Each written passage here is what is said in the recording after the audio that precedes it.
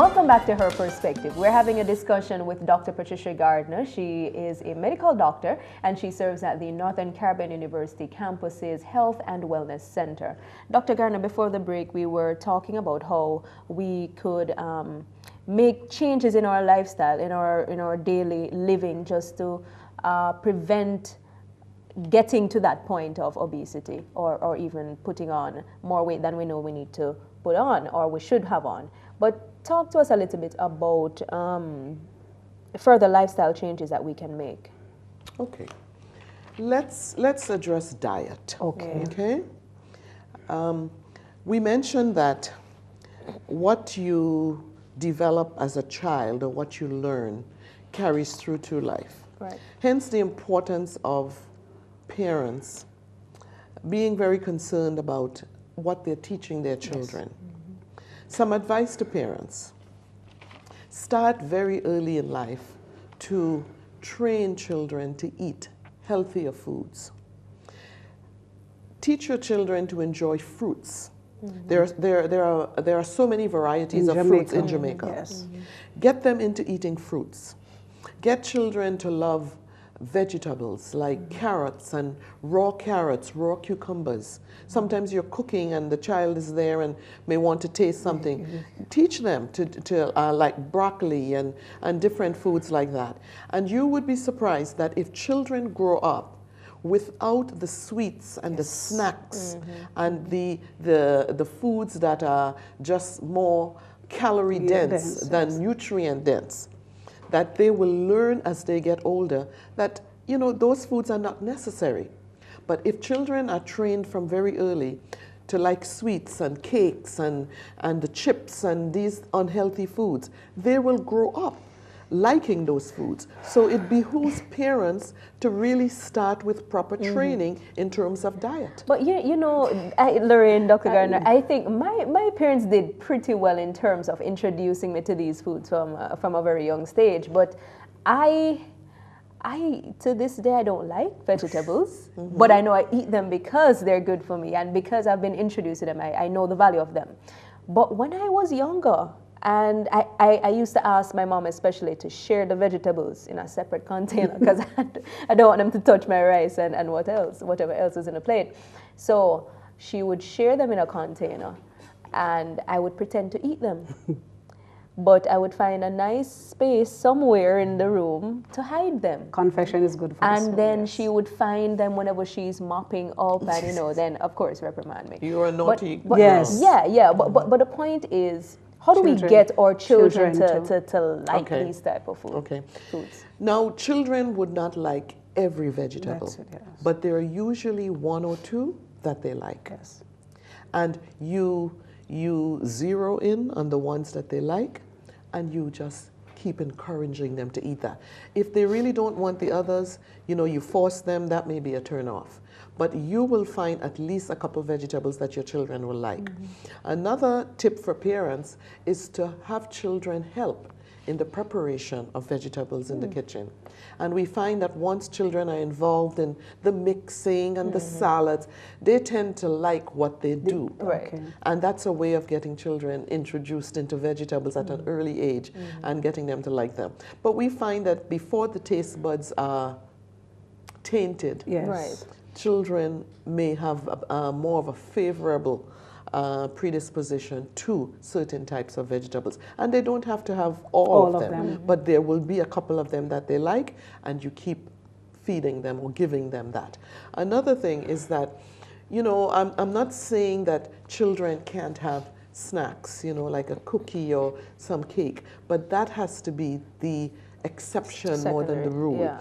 You know, I shop at a grocery store, and I am amazed as I walk down the aisle with the snacks. It is bustling with children and the bags and the chips. And I mean, that is such, you know, I'm amazed to see. And the parents behind them, and I want that, and I want that. Right. You know, they're just being fed a lot of stuff that is not healthy for them. It is not providing proper nutrients. And it's ruining their health. Yes. But what do you say to some parents who don't see a problem wrong, you know, a problem with that? With that, what they're doing? Well, it's a matter of education. It's a matter of education. You can't just tell them, don't give that to your children. Parents have to be educated in what a proper diet is and what snacks and junk food does to a child, particularly the training in the trending in this kind of lifestyle. And they have to actually be told the illnesses that this predisposes to. And once they understand, I think you may see a change in their behavior. And it has to be gradual. And our recent research from Ministry of Health tell us that our children in Jamaica are now adding to the number of obese persons in Jamaica. For every one child in Jamaica, one in every five children in Jamaica is obese. One in every 3 children in the United States is obese. Wow. And it has been found, research has shown that if a child continues to be overweight to the years of adolescence, if it goes to the age of 10, 13, 15, and that weight isn't shedding, then that child is going to end up being overweight or obese. So it's not a simple problem.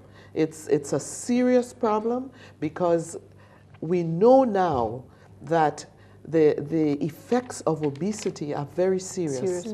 Type 2 diabetes directly related to obesity. Hypertension correlates with obesity. Heart disease, stroke, even cancers. Wow. Cancers of the colon, cancers of the breast, and even the endometrium in women are found more in women that are obese than normal weight women. So the consequences are serious and they are severe. When a person becomes overweight, the fat cells in the body does something that is called, it makes that person insulin resistant. Whoa. And our cells in the body need to be sensitive to insulin. But the fat cells tend to predispose an individual to become insulin resistant, and that results in the diabetic conditions. And type 2 diabetes is almost directly linked to obesity. And I must say that obesity is related to inactivity. Wow. Right. So we've got to get people moving. They've got to be active. Doc, what happens to the stomach lining? Take us through some biology here. When one begins to get obese or overweight, is there an increase of the stomach itself? What happens to the... Okay. What's the biological process? The stomach is made such that it could expand to very large proportions. So if you're feeding yourself quite well, the stomach just expands as you eat. Like a balloon. And then the stomach gets to the point where it gets bigger and bigger, and then it wants all that food. Okay. When you eat less, stomach shrinks down. And then with time, if you discipline yourself to eat less, the stomach size will be smaller, so when you eat a smaller portion, you will feel full. But when the stomach size gets to this, you got to eat more and more and more to keep that size going, and that can result in obesity. That brings me to the point of portions. Individuals eat much more than they need to eat. We consume sometimes 2 to 4 times the number of calories that we need to eat. And this just gets our bodies in the form of wanting more and wanting more. And all that excess amount of calories that we eat go into fat. But you know, one thing that comes to my mind, and it comes right back to culture. And I know I would figure too that poverty has a part to play in it. But I have been, sometimes you're trying to eat less. And so you take a smaller portion and then you hear, it's only that you're eating, it's what you're trying to prove. Sometimes, I know sometimes some of us fall prey to pressure. Yes. Because culture says, I'm sure you've heard it with the people with trying to eat less. And most times when we're eating, it is a lot of rice, a lot of meat, and then the vegetables Sometimes there's no vegetable, you know, and I know that is how we tend to eat. And some persons who may not be able to buy a variety may just go for what they can. So it may just be rice and butter, you know, and, you know, that is going to impact. And that is a problem because, you know, people who are having a challenge economically, it's difficult to sometimes buy the right foods, you know, shop for the right vegetables. But you should remember that, you know, there are vegetables that are not as expensive as others. And don't forget your peas and your beans. Those are not very as expensive as the meats. And in fact, we have found that a plant-based diet is so much better in terms of your control of diabetes and control of heart disease, clogging up of the arteries. So we tend to lean towards more of a plant-based diet. So that could help individuals who don't have, you know, who are challenged, challenged economically. Right. Talk to us. We're in a white culture. What do I mean by that? We're in a white flour culture. We're in a white bread culture. White rice. Yeah, white rice culture. Since recently, I noticed that many people are taking on to the whole idea of, you know, changing the whites to browns and going whole grains. And so how important is it for us to talk to us a little bit about the types of foods? That is very important. And you see, education is key to all of this, because you will need to educate individuals who see you with a plate that is moderate or not piled and thinks that you know, what are you're not eating. You know, you educate individuals that really you don't need that much food. You know, you need a portion of starch, you need a portion of protein, then you have either 2 vegetables or a good vegetable and a salad. That's an adequate meal. So, you know, you need to, you have the opportunity when you are being teased, pressured to educate individuals on proper eating habits. Now, one of the key ingredients that we focus on in terms of diet also is white.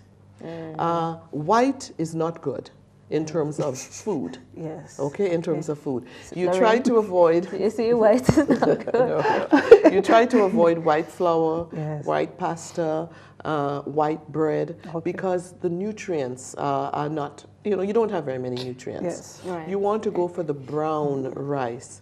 You want to do brown pasta and whole wheat bread or whole grain bread. The nutrients, your grains and your, you know, so important in providing the minerals and vitamins and all these things that the body needs. So again, you educate individuals. When you go to the grocery store, your bread should be wheat or whole bran or in that light. And just quickly, what about those who have allergies? Because some persons may not be able to take wheat, but I know that there are alternatives. Yes, there are alternatives that they have that don't contain wheat. And if you're allergic to a product, don't have it. You absolutely shouldn't have it. And this brings us back to ingredients. Because you need to look at the ingredients in the grocery store. Boy, Doc, I know what you're saying is right and it's true, but it's hard to transition sometimes. I remember going from an all-white diet.